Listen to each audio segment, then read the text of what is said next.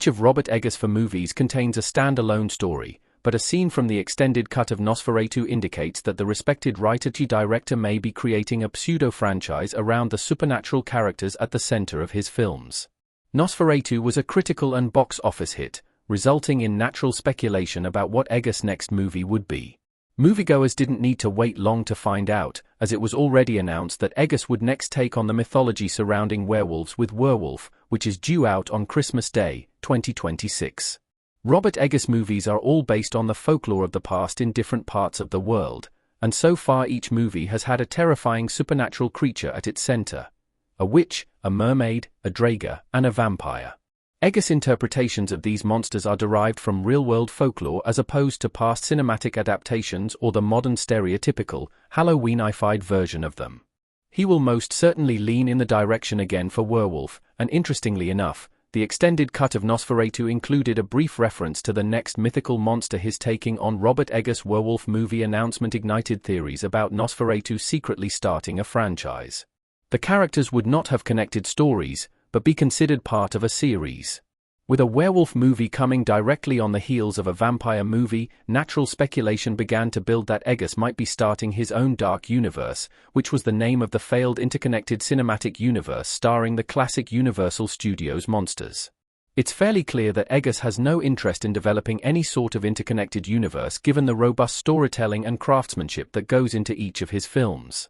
An interconnected cinematic universe would certainly risk compromising the integrity of his movies, so that path never seemed likely. Still, he will have two movies in a row with characters that align with a Universal Monsters counterpart, so naturally, horror fans disappointed by the failed dark universe would take solace in the fact that a talented director might pick up the pieces.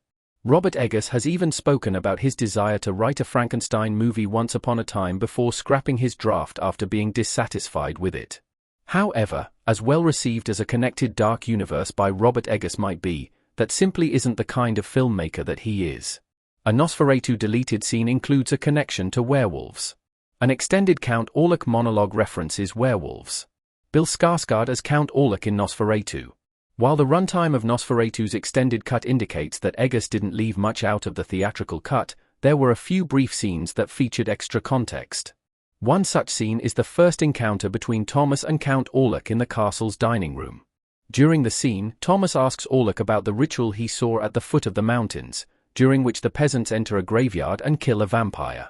In the theatrical cut, Orlok quickly dismisses it and grows angry when Thomas presses the issue, but he gives a far better response in the extended cut. Orlok monologues about the night that Thomas was staying at the inn, telling him that it was the Svantal Andrei, the eve of the feast of St. Andrew, one of Jesus Christ's apostles. On that night, as Orlok tells it, all the evil of the world is unleashed, and he specifically notes that devil's magic bids the wolf to speak with tongues of men. Orlok is indirectly referencing the region's history with werewolves, as a deeper investigation into Romanian folklore indicates that those wolf-like creatures who spoke like men could bite people and turn them into werewolves. Nosferatu's subtle werewolf tease means werewolf could exist in the same universe. It's possible despite the stories taking place centuries apart. Orlok simply acknowledging the existence of werewolves in his world opens the door for the two movies to exist in the same universe. Nosferatu takes place in Transylvania and then Wisburg, Germany during the 1830s, while Werewolf will reportedly be set in England during the 13th century, so there is little chance that it would even be possible for the characters of the two movies to meet or directly mention one another. However, that doesn't mean they can't still technically coexist in the same world.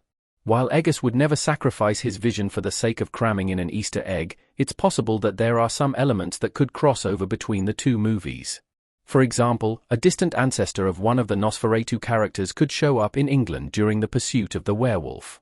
Perhaps the most likely candidate for such a setup would be Willem Dafoe's Albin Eberhard von Franz, the discredited professor who aided the Hardings and Hutters in their quest to stop Count Orlok thanks to his curiosity and knowledge of the supernatural. As charismatic and endearing as Professor von Franz was in Nosferatu, making his line of ancestors a common thread across space and time would be an interesting way to connect otherwise unconnected movies. Just as Nosferatu is an adaptation of the original Dracula story, Professor von Franz is an adaptation of Abraham van Helsing. If the von Franz line has a long history of fighting monsters, or at least understanding why and how they operate, then a different member of the ancestry could be inserted in theoretically any future Eggers movie. Robert Eggers' supernatural franchise may never be confirmed.